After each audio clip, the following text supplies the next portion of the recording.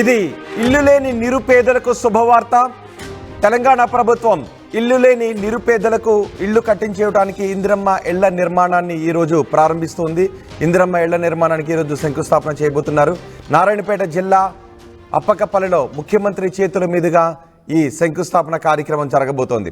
హైదరాబాద్ మినహా రాష్ట్ర వ్యాప్తంగా మొదటి విడతలో 72,045 ఇందిరమ్మ ఇళ్ల నిర్మాణానికి శ్రీకారం చుట్టబోతున్నారు. ఎమ్మెల్సీ ఎన్నికల కోడ్ లేని మహబూబ్ నగర్, రంగారెడ్డి జిల్లాల్లో ఇందిరమ్మ ఇళ్ల నిర్మాణాలు ప్రారంభిస్తున్నారు. ఇంటికి 5 లక్షల రూపాయలు పూర్తి సబ్సిడీతో ఆర్థిక సాయాన్ని అందించబోతున్నారు. బేస్మెంట్ కట్టగానే లబ్ధిదారుడి అకౌంట్లోకి 1,00,000 రూపాయలు జమ అవుతుందని చెప్తున్నారు. ఎన్నికల హామీలు ఒక్కొక్కటి అమలు చేసే దిశగా రేవంత్ సర్కారు ముందుకు వెళ్తోంది. ఒక్కొక్క హామీని అమలు చేసుకుంటూ వెళ్తున్నారు. ఇప్పుడు ఇందిరమ్మ ఇళ్ల నిర్మాణానికి శంకుస్థాపన కార్యక్రమాన్ని ఈరోజు చేయబోతున్నారు. ఇప్పటికే ఎమ్మెల్సీ ఎన్నికల కోడ్ ఉంది. అయితే ఎన్నికల కోడ్ లేని జిల్లాల్లో శంకుస్థాపన కార్యక్రమాన్ని చేపట్టడానికి ఏర్పాట్లు చేశారు. మొదటి విడతలో 72,045 మంది లబ్ధిదారులను గుర్తించి వారి లబ్ధి కోసం ఈ కార్యక్రమాన్ని ప్రారంభిస్తున్నారు. ఎమ్మెల్సీ ఎన్నికల కోడ్ లేని మహబూబ్ నగర్, రంగారెడ్డి జిల్లాలో ఇందిరమ్మ ఇళ్లు నిర్మాణ ప్రారంభోత్సవాన్ని చేయబోతున్నారు. ముఖ్యమంత్రి చేతుల మీదుగా ఈరోజు ప్రారంభోత్సవం జరగబోతోంది. మా ప్రతినిధి మధు ఉన్నారు పూర్తి సమాచారం అందించడానికి. మధు, ఇందిరమ్మ ఇండ్లు నిర్మాణానికి సంబంధించి మీ దగ్గర ఉన్న సమాచారం ఏంటి ఈరోజు శంకుస్థాపనకు సంబంధించి? ఎగ్జాక్ట్, అంటే ఈ సంవత్సరంలో మొత్తం 4,50,000 ఇల్లు నిర్మించాలనేటువంటిది ప్రభుత్వం టార్గెట్ పెట్టుకుంది.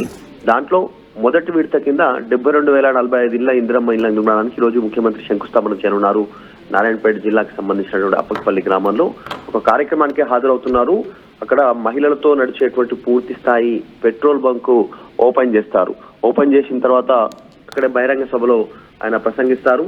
తర్వాత ఈ ఇందిరమ్మ ఇళ్ల కార్యక్రమానికి సంబంధించి శంకుస్థాపన చేస్తారు. ఇప్పటికే లబ్ధిదారుల ఎంపిక జరిగిపోయింది.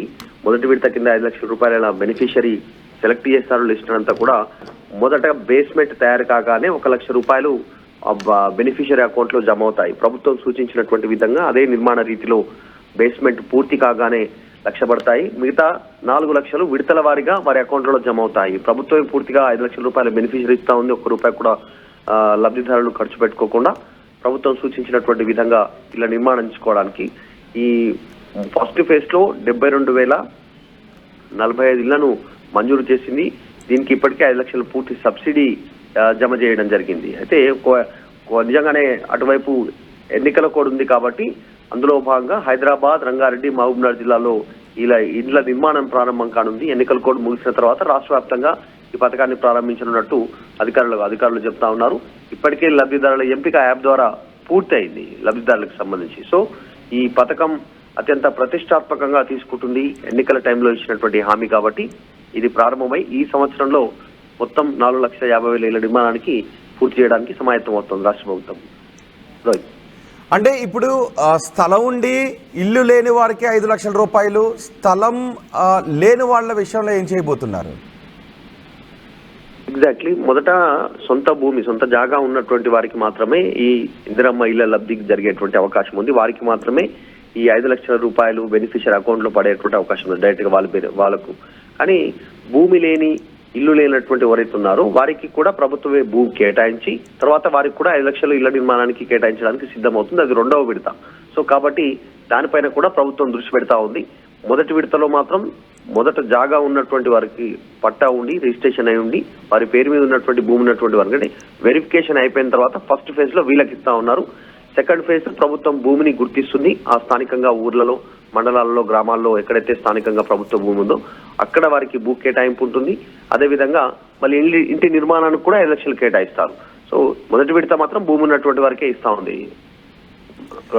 సో ఎన్ని గంటలకు శంకుస్థాపన కార్యక్రమానికి ముఖ్యమంత్రి అక్కడికి వెళ్ళబోతున్నారు? సో ఇందిరమ్మ ఇళ్ల నిర్మాణానికి శంకుస్థాపన జరుగుతూ ఉండటంతో ఇందిరమ్మ ఇళ్ల కోసం ఎదురు చూస్తున్న జనాల్లో ఎటువంటి అభిప్రాయం వ్యక్తమవుతుంది? ఎగ్జాక్ట్లీ, అంటే ఆల్రెడీ ఈరోజు ఒక ముఖ్యమంత్రికి సంబంధించినటువంటి షెడ్యూల్ మధ్యాహ్నం ఆయన నారాయణపేట జిల్లాకు వెళ్తా ఉన్నారు. అప్పకపల్లి గ్రామంలో అక్కడ శంకుస్థాపనకు సంబంధించిన పూర్తి ఏర్పాట్లు పూర్తయ్యాయి. మొత్తం అక్కడ ఒక పెట్రోల్ బంక్ ఉంది. ఆ పెట్రోల్ బంక్ ఓపెనింగ్ సందర్భంగా కూడా అక్కడికి వెళ్తా ఉన్నారు. అక్కడ సభ ఉంటుంది. దాని తర్వాత వెంటనే ఇందిరమ్మ ఇళ్ల కార్యక్రమాన్ని మధ్యాహ్నం సమయంలో ఏర్పాట్లు చేస్తా ఉన్నారు. నిన్ననే ఆల్రెడీ అధికారికంగా సీఎంఓ ఉత్తర్వులు జారీ చేసింది. డీటెయిల్స్ అన్ని ఇవ్వడం జరిగింది. మొత్తం 72,045కు సంబంధించినటువంటి ఇంటి నిర్మాణానికి ఈరోజు మధ్యాహ్నం శంకుస్థాపన చేయనున్నారు. రైట్ మధు, ఇవాళ నుంచి ఇందిరమ్మ ఇళ్ల నిర్మాణాన్ని ప్రారంభించబోతున్నారు ముఖ్యమంత్రి.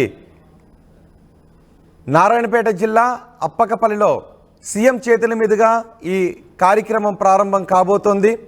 రేవంత్ రెడ్డి చాలా ప్రతిష్టాత్మకంగా తీసుకున్నారు ఇందిరమ్మ ఇళ్ల నిర్మాణ కార్యక్రమాన్ని. ఇల్లు లేని నిరుపేదలందరికీ ప్రభుత్వం ఇల్లు కట్టించి ఇస్తుంది అని ఎన్నికల్లో హామీ ఇచ్చారు. అందులో భాగంగానే హామీని నిలబెట్టుకోవడానికి ఈరోజు శంకుస్థాపన చేయబోతున్నారు.